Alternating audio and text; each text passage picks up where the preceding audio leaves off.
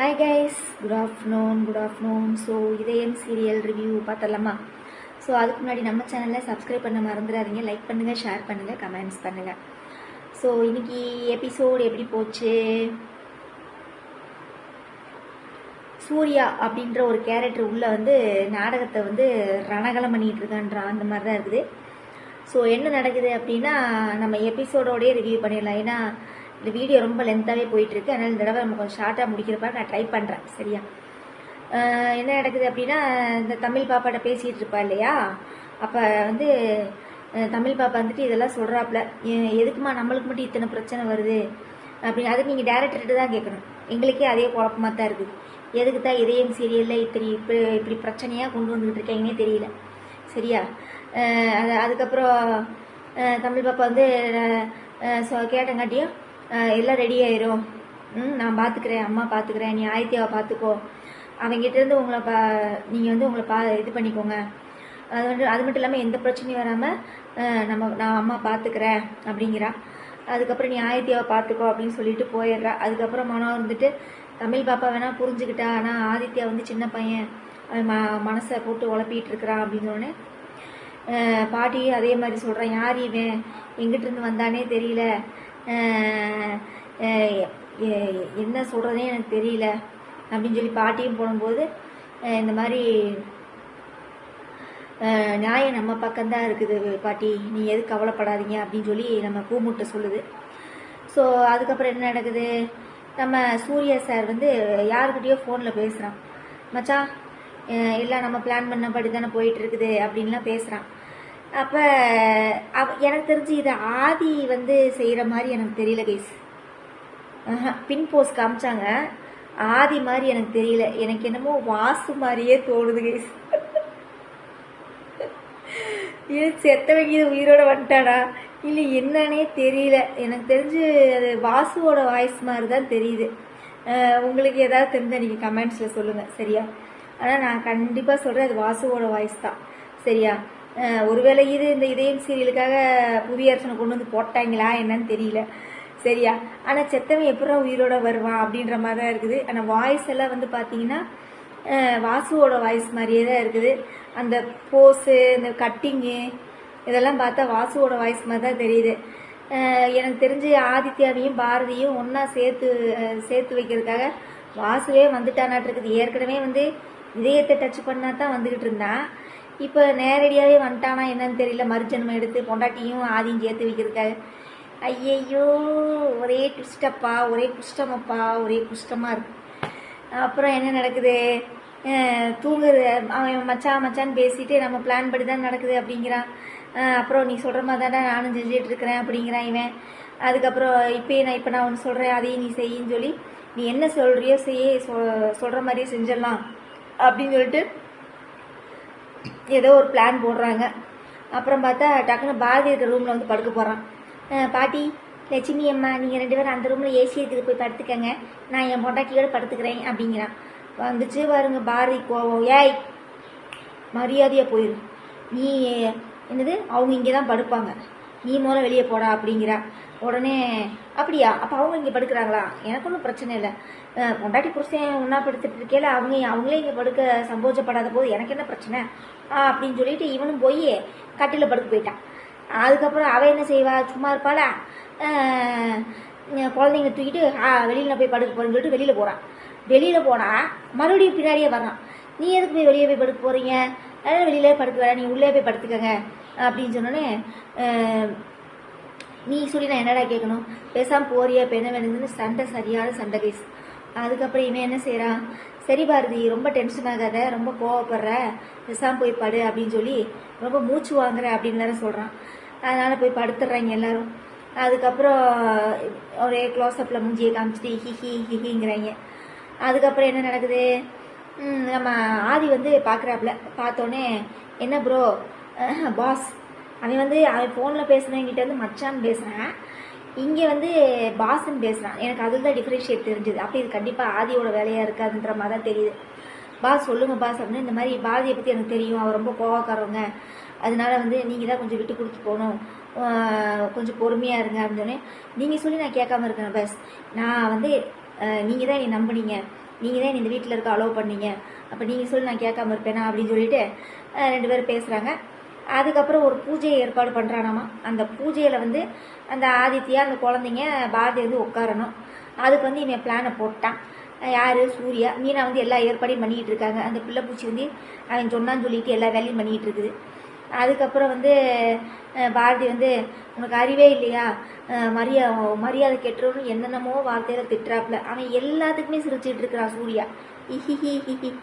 சொல்லு பாரதி, அப்படியா பாரதி, சொல்லு பாரதி, இப்படின்னே இருக்கிறாங்க.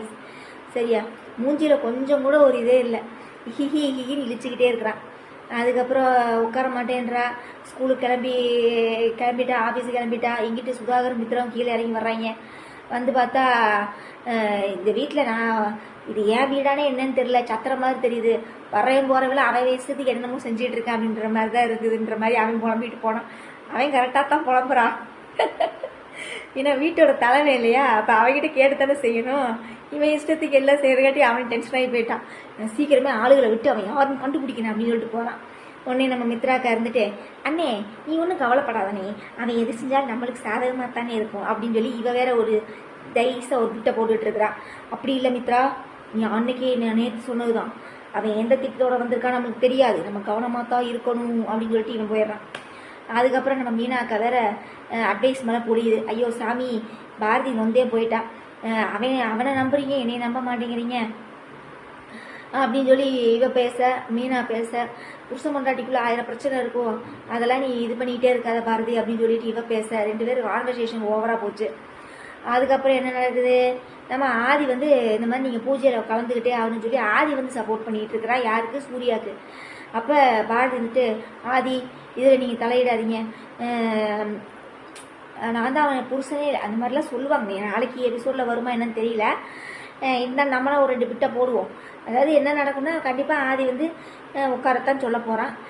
ஆதி இது உங்களுக்கு தேவையில்லாத வேலை, நீங்கள் இதில் தலையிடாதீங்கன்னு சொல்கிறதுக்கு வாய்ப்பு இருக்குது.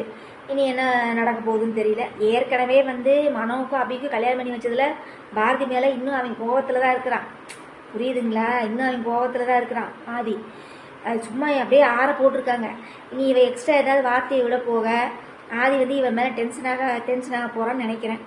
அப்படித்தான் இருக்கும். அப்படி இல்லை அப்படின்னா ஆதி சொன்னான்னு சொல்லிட்டு இவன் பூஜையில் கூட உட்காரலாம். சரியா? ஸோ என்ன நடக்குமோ வெயிட் பண்ணி பார்க்கலாம். ஸோ மொத்தத்தில் ஆதி அனுப்பின ஆள் கிடையாதுன்னு நினைக்கிறேன் இவன். சரியா? இவன் வந்து வேற யாரும் அனுப்பின ஆள். ஆனால் வாசுவோட வாய்ஸ் மாதிரி தான் தெரியுது. ஆனால் வாசு எப்படி இந்த நாடகத்துக்கு வருவான்னு தெரியல. என்ன டைரக்டர் ரூம் போட்டு உட்காந்து யோசித்து எழுதுவான்னு தெரியல. சாரி கைஸ், அதான் சாப்பிட்டு அதான் ஏப்போ வந்துருச்சு. ஸோ அதுக்கப்புறம் எனக்கு தெரிஞ்ச மொத்தத்தில் இந்த சீரியலை முடிச்சிடலாம். சரியா? ரொம்ப ஒஸ்ட்டு சீரியலாக போயிட்டுருக்குது, ரொம்ப கேவலமாகவும் போயிட்டுருக்குது. சீக்கிரமே இந்த சீரியலுக்கு ஒரு எண்டு கார்டு போட்டாங்கன்னா ரொம்ப நல்லா இருக்கும். அதுக்கப்புறம் மற்ற சீரியல் கார்த்திகை தீபம் எதுவுமே நான் பார்க்கல கைஸ். சரிங்களா? எதுவுமே எந்த சீரியலுமே நான் பார்க்கல. ப்ரோமோவை வச்சு பேசலான்னா வீரா சீரியலில் மறுபடியும் கண்மணி வந்து வீட்டுக்கு வந்துடுறாளாட்டிருக்குது. சரியா? மறுபடியும் அந்த ராகவன் கூடயே சேர்ந்துருவாளாட்டிருக்குது. அப்புறம் அந்த ப்ரோமோ ஒன்று பார்த்தேன். அதுக்கப்புறம் வாரிசு சீரியலில் வந்து ஒரே குஷ்டமாக போயிட்டுருக்குது. சிபிக்கும் தமிழுக்கும் கல்யாணம் எப்போ தான் நடக்க போகுதுன்னு தெரில, வெயிட் பண்ணி பார்ப்போம். அப்புறம் மௌனம் பேசியதே முடிய போகுதுங்கிறாங்க. ஆக மொத்தத்தில் மௌனம் பேசியதில் வந்து துளசி இதை வந்து புத்திசாலி, மற்றவங்க எல்லாம் கூமுட்டைங்க. அதே மாதிரி சந்தியா ராகத்துலேயும் பார்த்தீங்கன்னா மாயா புத்திசாலி, மற்றவங்க எல்லாம் கூமுட்டைங்க. இந்த தடவை சண்டே ஸ்பெஷல், இந்த வாரம் சண்டே ஸ்பெஷல் ஏதோ சந்தியா ராகம் போடுறாங்க. என்னமோ கட்டுறா தாலியே அப்படின்னு சொல்லி ரகுராம் சொல்லுவானாமா. உடனே சீனு தான் மாப்பிள்ளையா உட்காந்துருக்காருன்னு சொல்லி கேள்விக்குறி போட்டிருக்காங்க. நீ சண்டே ஸ்பெஷல் என்ன நடக்க போகுதுன்னு தெரில. என்னமோ எதிர்பாராத திருப்பங்களுடன் போட்டிருக்கீங்க. நாங்கள் எந்த எதிர்பார்ப்பையும் வைக்கலப்பா, எந்த சீரியல்லையும் நாங்கள் வைக்கிறதாவே இல்லை. சரியா? ஏன்னா சீரியலாகவே இல்லை, அதான் உண்மை. சரியா? நாங்கள் எந்த திருப்பத்தையும் வைக்கல, எந்த எதிர்பாராத திருப்பங்களோடையும் நாங்கள் எதுவுமே இது வரல. நீங்கள் நாடகமாகவே எடுக்கிறீங்க, ஒரு சீரியல் உருப்படியாகவே இல்லை, ஒரு மண்ணாங்கட்டியும் கிடையாது. சரியா? தண்டக்கரம், இந்த இதயம் சீரியல்லாம் வந்து பார்த்தீங்கன்னா தண்டக்கர சீரியல். சரியா? ரொம்ப தண்டக்கரம், ரொம்ப கேவலமான நாடகம். சரியா? அதாவது மனசையும் வந்து ஏதோ ஒரு அழுத்து செலுத்து வீட்டில் வேலை செஞ்சுட்டு ஒரு பொழுதுபோக்கு ஏதாவது ஒரு சேனலில் போட்டு ஏதாவது ஒன்று பார்ப்போன்னு சீரியலை பார்க்க உட்காந்தா சீரியலாவாட எடுக்கிறீங்க. ஐயோ அப்பா சாமி, ஒருத்திக்கு எத்தனை புருஷன்? இத்தனைக்கும் அந்த பாரதி வந்து அந்த பாட்டி சொல்லும், கரெக்டாக சொல்லும் அந்த பாட்டி, இவ்வளோ பிரச்சனை நடக்கையிலே இவ வாயை திறக்கிறாளான்னு பார்த்தியா அந்த பாரதி அப்படின்னு சொல்லி அதை பாட்டி கரெக்டாக கேட்கும். அப்போ கரெக்டு தானே கைஸ். ஒருத்தன் வந்து புருஷன்னு சொல்லி உரிமை கொண்டாடிக்கிட்டு இருக்கிறான். இப்போ கூட வாயை தரக்கூடாது, நீ என் புருஷன் இல்லைடா, ஆதி தாண்டா என் புருஷன், இந்த மாதிரி பிரச்சனையில் நாங்கள் பிரிஞ்சிட்டோம். ஆனால் ஹாஸ்பிட்டலில் போய் அட்மிட் ஆகிட்டு போகிறான். அவ்வளோ பெரிய குளத்துக்குள்ளே விழுந்தே டாக்டர் காப்பாற்றினாங்க. யார் கேஜிஎஃப்லேருந்து அந்த மேடம் வந்து காப்பாற்றுச்சு டாக்டராக வந்து. நீ உண்மையை சொன்னோன்னே அவனை என்ன காட்டை பிடிச்சி என்ன செத்து போயிடுவானா? இல்லை தெரியாமல் தான் கேட்குறேன். ரொம்ப ஓவராக ஆக்டிங் விட்டுட்டு இருக்குது இந்த பாரதி பூமுட்டை. ரொம்ப ஓவராக ஆக்டிங்கு, பயங்கரமான ஆக்டிங். உங்களோட ஆக்டிங் எல்லாம் நாங்கள் வந்து ஜீ தமிழ் குடும்ப விரோதிகளே நாங்கள் பார்த்துட்டோம் சரியா. அதனால் ரொம்ப ரீலை ஓட்டாதீங்க சரியா. அப்புறம் வேறு என்ன கைஸ், உங்களோட நிறைய குறைகளை கமெண்ட்ஸில் சொல்லுங்கள். ஸோ நம்ம நாளைக்கு ரிவ்யூவில் பார்க்கலாமா? நிறைய கமெண்ட்ஸ் பண்ணுங்கள். நிறைய லைக்ஸ் ரொம்ப கம்மியாக வருது, மறுபடியும் லைக்ஸ் நிறையா பண்ணுங்கள் சரியா. வேறு என்ன ஒரே வார்த்தை சொன்னால் இதயம் சீரியல் வந்து